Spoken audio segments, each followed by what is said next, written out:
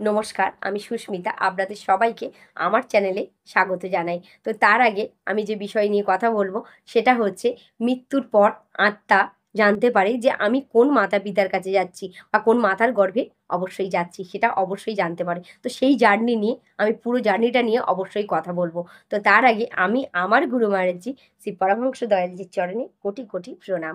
শ্রী সদ্গুরু দেবায় নমঃ। তো মৃত্যুর পরে কিন্তু আত্মা বুঝতে পারে। কারণ কি? মৃত্যুর পরে আত্মা হয় যায় খুব খারাপ কর্ম করলে নরকে যায়। আর যারা মিডিয়াম কর্ম করে তারা কিন্তু অবশ্যই পৃথ্বী ওয়ার্ল্ডে যায় বা যেটা বলছে আত্মালোক বা স্বর্গে যায়। তো এই আত্মাগুলো সবাই কিন্তু বুঝতে পারে যে কি গতি আমার হয়েছে এবং ওখানে যারা পৃথ্বী ওয়ার্ল্ডে যায় সেই সব আত্মাদের কিন্তু অবশ্যই জানানো হয় যে তুমি কি, কি কর্ম করেছো, ভালো কর্ম, খারাপ কর্ম। তো তার জন্য পরে হচ্ছে নেক্সট যে জন্ম দেবে সেটাও তাদেরকে জানানো হয় ওখানে। এই সব কিছু তারা জানতে পারে এবং তারা নিজেরাই অনেকে আছে বেছে নেয় যে আমি কোন মাতা পিতার গর্ভে নেবো। যেমন হচ্ছে যেসব মৃত্যুকালীন সময়ে যেসব মানুষরা, যেমন হচ্ছে যারা হচ্ছে হয়তো বড় ফিল্ম স্টার বা গায়ক বা কোনো বড় ডাক্তার এরকম কোনো ফ্যামিলিতে বিলং করে, তারা কি করে মৃত্যুর সময় তারা ওটাই চিন্তা করে যে আবার আমার জন্ম হবে। তো কারণ কি ওরা সেই আশা আকাঙ্ক্ষা তৃপ্তি নিয়ে সেটাই নিয়ে যাচ্ছে, সেই তৃষ্ণাগুলো তাদের মধ্যে রয়েছে। তো তারা কিন্তু মৃত্যু হওয়ার পরে খুব সঙ্গে সঙ্গেই বা কিছুদিনের মধ্যেই তারা কিন্তু আবার নতুন করে জন্ম নেয় এবং জন্ম নিয়ে তারা কিন্তু মানে জানতে পারে। তো যেহেতু যার যেমন ইচ্ছা ছিল সেই হিসাবে অনেক সময় কি করে কোনো নায়কের যেমন আমরা দেখেছি যে না তারা হচ্ছে ফিল্ম স্টারের কোনো ভালো ঘরে জন্মগ্রহণ করে, গায়কের বা কোনো ফ্যামিলিতে বা এমন কোনো সোর্সে জন্মগ্রহণ হয় যেখানে তারপরে ভাগ্যের চাকা সেখানে সেইখানে নিয়ে যাবে। যেমন সে নায়ক হতে চেয়েছিল কিংবা গায়ক হতে চেয়েছিল কিংবা ডাক্তার হতে চেয়েছিল। তো এইভাবে তার কিছু কিছু ক্রাইটেরিয়া পূর্ণ হয়। তো যারা মিডিয়াম আত্মা হয় এবং যারা আরেকটা বলবো যারা অ্যাক্সিডেন্টালি বিভিন্ন আছে সন্তান আসে। যেমন কি যেসব পিতা মাতারা হয়তো বুঝতে পারলো না যে তাদের কখন সন্তান এসে গেছে, মানে তারা মিলন করার পরে বুঝতে পারে না যে তাদের কখন গর্ভে সন্তান এসে গেছে, সেটা তারা নিজেরাই জানতে পারে না। পরে হয়তো দেখলো টেস্ট করে যে আমার গর্ভে সন্তান এসে গেছে। এই যে সন্তানগুলো এগুলো কারা আসে? এগুলো বেশিরভাগ যারা মানে যারা পশু জন্ম হয়েছিল তার থেকে মনুষ্য জন্ম হচ্ছে। তো এই সব মানুষরাও আসে। আর একটা আসে যারা আছে বদলা নিতে চায়। যেমন কি মানে কি এটার একটা কারণ আছে, এটা একটা বড় হিস্ট্রি। যেমন কোনো মানুষ হয়তো কারোর সঙ্গে খারাপ ব্যবহার করেছে। যেমন কোনো জন্মে হয়তো কোনো মানুষ হয়তো আরেকটা মানুষকে খুব কষ্ট দিয়েছে, যন্ত্রণা দিয়েছে, তার উপর অত্যাচার করেছে, তার সঙ্গে অন্যায় করেছে কিংবা কাউকে খুন করেছে। তো সেই মানুষগুলো যখন যাদের সঙ্গে খারাপ ব্যবহার করেছে বা যে আত্মার সঙ্গে খারাপ ব্যবহার করেছিল, তো সেই যখন মারা গেল, মারা যাওয়ার পরে সেই যখন আবার নতুন করে জন্ম নেবে, মানে সেই আত্মা যখন আবার জন্ম নেবে, তখন যখন জন্ম নেবে সেও কিন্তু ভেবেছিল যে এই অবস্থা আমার আজ করেছে, আমার এত কষ্ট দিয়েছিল সেই সময়, আমিও যদি সুযোগ পাই না ওকে কষ্ট দেবো। তো যখন সেই ইচ্ছা নিয়ে সে মৃত্যু হয় এবং মৃত্যুর আগে তার ইচ্ছা ছিল এবং মৃত্যুর পরেও সেই ইচ্ছা অনুযায়ী তাকে যে মানুষটা ওকে কষ্ট দিয়েছে সে যখন ও মৃত্যু হবে এবং তার আত্মা যখন মৃত্যুর পরে আত্মা ওয়ার্ল্ডে বা এইসব জায়গায় থাকবে বা কোনো জায়গায় কষ্ট পেয়ে যখন থাকবে, তখন কিন্তু তাকে আবার জন্ম দেওয়া হবে, সেই মাতৃগর্ভে দেওয়া হবে। কেন? যে তুমি তার সঙ্গে খারাপ ব্যবহার করেছো। এবারে যার সঙ্গে খারাপ ব্যবহার করেছে যে মানুষটার সঙ্গে বা যে মানুষগুলোর সঙ্গে, সেই মানুষগুলোকে এমন একটা জায়গায় দেবে, হয়তো কোনো তাকে সে ভালো কোনো ঘরে বা সম্ভ্রান্ত ঘরে জন্ম নেবে এবং দেখা যাবে যে এই যে মানুষটা আগের জন্মে অত্যাচার করেছিল একে খুব খুব ক্ষুদ্র কোনো ঘরে বা খুব এমনভাবে জন্মগ্রহণ দেবে অনাথ, এমনভাবে দেবে যে এর কিছু করারই নেই। আর ওই মানুষটা তখন একে কষ্ট দেবে আর এটা সহ্য করবে। ওই জন্য আমরা অনেক সময় বলি না যে আমার এত কষ্ট হচ্ছে, এত অত্যাচার করছে, ভগবান কি দেখতে পায় না? এরকম অনেক মানুষই বলি। তো এদের কারণ কি? এরা হচ্ছে এইসব মানুষগুলোর কিন্তু দেখা যায় পিছন জন্মে এরা হয়তো যার মানে যখন সে একটা ভালো জায়গায় ছিল বা কোনো হাসব্যান্ড ছিল সে হয়তো তার স্ত্রীকে খুব কষ্ট দিয়েছে বা অন্য কোনো মহিলাকে কষ্ট দিয়েছে বা অন্য কোনো মানুষকে খুন করেছে, এরকম অনেক কিছু ঘটনা তো থাকতে পারে।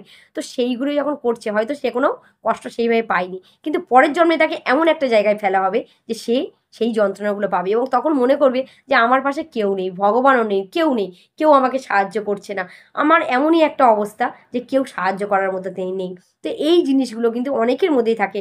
এরকম যদি আপনারা কেউ থাকেন তাহলে অবশ্যই ভিডিওটা দেখছেন, তাহলে আপনারা বুঝতে পারবেন যে এরকম অনেকের মধ্যে থাকে যে কেউ যেন আমার পাশে নেই, আমি এমন একটা অবস্থায় আছি, এত কষ্টের মধ্যে আছি, কেউ আমাকে সাহায্য করার মতো নেই। কারণ এটা হতে পারে আপনি হয়তো আগের জন্মে এরকম কোনো খারাপ পরিস্থিতি আপনি কারোর সঙ্গে করেছিলেন, সেই জন্য এই অবস্থায় আছে। তো সেইটার জন্য ভগবানকে দোষারোপ করে কোনো লাভ নেই। এখানে ভগবান কোনো কিছুর মধ্যে নেই, পরমাত্মা কোনো কিছুর মধ্যে নেই। এখানে আছে দুজনের মধ্যে কর্ম, যে যাকে কষ্ট দিয়েছে আরেকজন কষ্ট পেয়েছে, তো যে কষ্ট পেয়েছে সে ভেবেছে আমি যখন সুযোগ পাবো তাকেও আমি কষ্ট দেবো। তো এটা দুজনের মধ্যে একটা কার্মিক, এই কার্মিকের জন্য তাকে আবার জন্মগ্রহণ করতে হবে। আর সে কিভাবে জন্মগ্রহণ করে, ওই অ্যাক্সিডেন্টালি যে শিশুগুলো আসে তাদের মধ্যে, যারা অ্যাক্সিডেন্টালি শিশু হয় তাদের কোনো প্ল্যানিং থাকে না, তারা কোনো জানতেই পারে না, হঠাৎভাবে এসে গেল, তো তখনই এই ধরনের শিশুরাই আসে। তো এরা খুব একটা ভালো নয়, মিডিয়াম সাধারণ শিশুরা এরকম, মানে প্রত্যেকেরই কিছু না কিছু কার্মিক আছে, আমার আছে, আপনার আছে, প্রত্যেকের কিছু না কিছু কার্মিক থাকে। তো এইভাবে এইসব শিশুরা আসে। তো এরপরে আছে দিব্য আত্মারা, যারা খুব ভালো ঊর্জা, হাই এনার্জেটিক আত্মা। তো এরা কি করে, এরা দেখা যাচ্ছে অনেক দিন পর্যন্ত এরা জন্ম নেয় না, দেখা যাচ্ছে 100 বছর, 200 বছর, 500 বছর, 1000 বছরও ওয়েট করতে পারে। কেন? সেই রকম কোনো মাতা পিতার গর্ভ হলেই তবেই জন্মগ্রহণ নেবে। কারণ কি, এটা তো আপনারা জানেন যে যারা যেরকম সেই রকমই ফ্রিকোয়েন্সিতে আসে। আর এই দিব্য আত্মারা, তাদের কিন্তু নিজস্ব চয়েস থাকে, তারা নিজস্ব চয়েস করেই তবে আসে। সব আত্মারা চয়েস করতে পারে না, তাদেরকে অনেককে আছে তার কর্ম অনুযায়ী জোর করে হলেও তাকে জন্ম দেওয়া হয়, যে এবারে তুই ভোগ কর, তুই আগের জন্মে করেছিস, এই জন্মে তুই ভোগ কর। কিন্তু এই যে দিব্য আত্মা, এরা এরা কিন্তু আসে কারা, শান্ত রূপে বা মহান কোনো সাধক হতে আসে। এরা আসে শুধু নয়, এসে অন্য মানুষকে জাগিয়ে নিয়ে যায়। অনেক কি আছে যারা আত্মার পরমাত্মার সঙ্গে মিলিত করার জন্য আসে, অনেক মুক্ত আত্মারাও আসে, ভগবানের অনেক রূপ আসে এই দিব্য আত্মার মধ্যে দিয়ে। তো এরা কীভাবে আসে, সেই রকম কোনো গর্ব খোঁজে, যখন কোনো মাতা পিতা হয়তো খুব ধ্যান জপ সাধনা করছে, ভগবানকে ভক্তি করছে, বা মাতা অনেক প্রার্থনা করছে প্রভুকে, যে তোমার মধ্যে এরকম একটা যেন উচ্চ কোনো দিব্য আত্মা আমি ধারণ করতে পারি, কোনো মহাপুরুষকে, কোনো সন্তকে ধারণ করতে পারি, আমার গর্বে আসুক, তখন কিন্তু সেই সব আত্মারা অবশ্যই গর্বে আসে। তো তারা কিন্তু অনেক বছর অবধি অপেক্ষা করে, এবং অপেক্ষা করার পরে কিন্তু গর্বে আসে। সেই জন্য বলছি যে সব আত্মাদের কিন্তু চয়েস করতে দেওয়া হয় না, যে তুমি চয়েস করতে পারো, কিন্তু কিছু কিছু আত্মার মধ্যে চয়েস করতে দেওয়া হয়।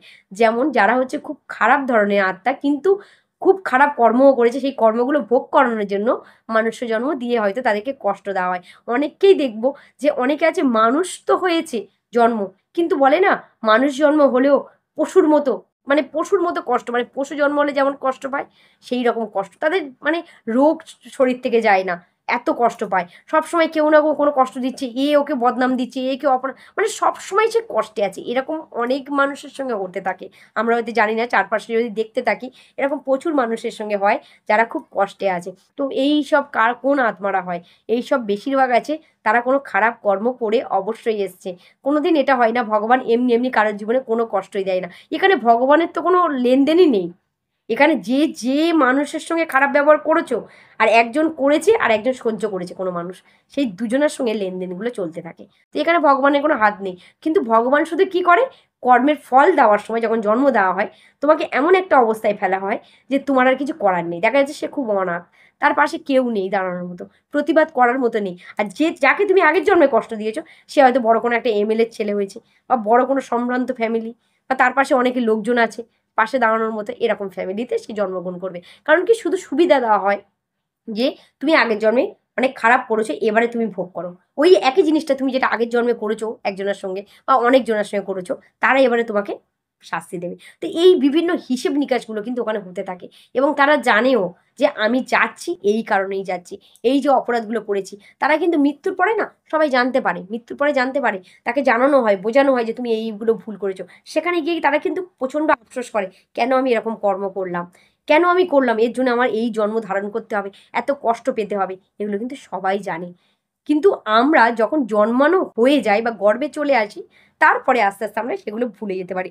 বিশেষ করে গর্ভে মানে আসার পরে, যখন আমরা জন্মালাম 9 মাস পরে, যখন মাতৃগর্ভে থাকার পর জন্ম নিলাম, তখন কিন্তু এগুলো আমরা ভুলে যাই। আবার আমরা কি করি, নতুন করে এই পৃথিবীতে ভাবি এটা আনন্দ করতে এসছি, মজা করতে এসছি, লুটে নিতে এসছি, জীবনটা খুব সহজ, এইভাবে চলে যাবো, আর তো জীবন নেই, এরকমই অনেকে বলতে থাকে।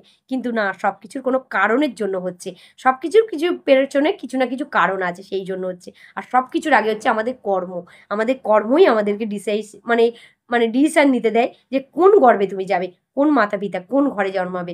অনেকে আছে, অনেক দিব্য পুরুষও আছে যারা খুব গরিব ঘরে জন্ম নিয়েছিল, কিন্তু তারা ভক্তি বা সব কিছু যে ফেসিলিটি পেয়েছিল সেটা খুব ভালো।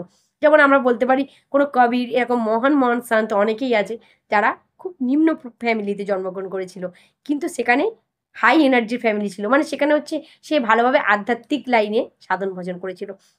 তো এগুলো কিন্তু আগে থেকে সেই আত্মারা অবশ্যই জেনে বুঝেই আসে যে আমি এটা করতে যাচ্ছি।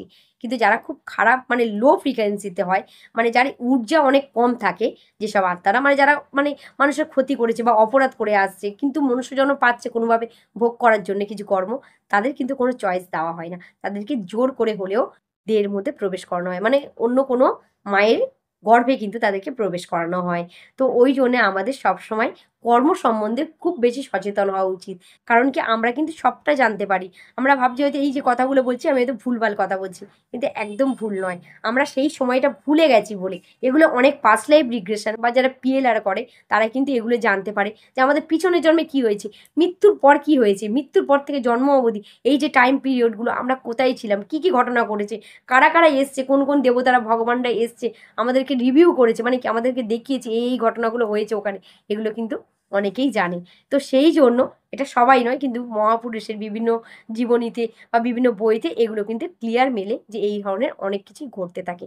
সেই জন্য এগুলো কিন্তু আমাদের অবশ্যই এই জন্মে আমরা এগুলোকে অনেকটাই রেকটিফাই করতে পারি যদি আমরা ভালো কর্ম করি, জপ, ধ্যান, সাধন ভজন অবশ্যই করি। সেই জন্যই আমি এই চ্যানেলটা করেছি যাতে আপনারা প্রত্যেকে সাধনা করতে পারেন, জপ ধ্যান করে এই মানুষের যে জন্ম পেয়েছি সেটা যেন সফল করতে পারেন। তো সেই জন্য বলব আমার চ্যানেলটা প্লিজ প্লিজ সাবস্ক্রাইব করে দিন, লাইক শেয়ার কমেন্ট করুন। আর এই নিয়ে যদি আপনাদের কোনো বক্তব্য থাকে বা কোনো কোশ্চেন থাকে অবশ্যই আপনারা করুন। আমি চেষ্টা করব আপনাদের উত্তর দেওয়ার যদি আমার জানা থাকে।